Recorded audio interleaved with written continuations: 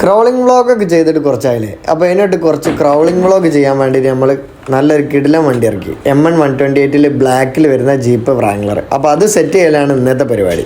അപ്പോൾ അൺബോക്സ് ചെയ്തപ്പോൾ തന്നെ അതിൽ സെറ്റ് ചെയ്യേണ്ട കുറച്ച് സാധനങ്ങൾ, അതുപോലെ യൂസർ മാനുവലും റിമോട്ടും ആണ് അതിൽ വരുന്നത്. അപ്പോൾ ഫസ്റ്റ് തന്നെ സെറ്റ് ചെയ്യേണ്ട സാധനങ്ങളൊക്കെ PCB ആക്കലാണ് പരിപാടി.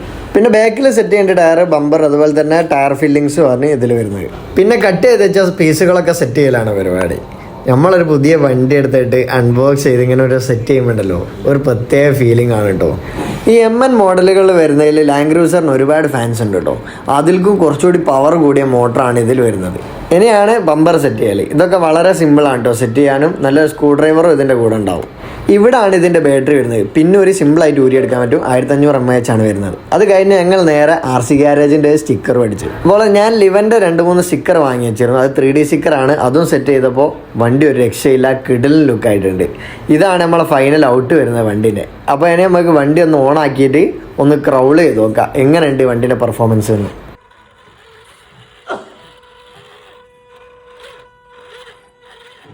വണ്ടി അത്യാവശ്യം നല്ലോണം പിടിച്ച് കയറുന്നുണ്ട് കേട്ടോ. നല്ല ക്രൗളിംഗ് ഉണ്ട്. അതുപോലെ തന്നെ ഇതിൽ 2 സ്പീഡും ആണ് വരുന്നത്.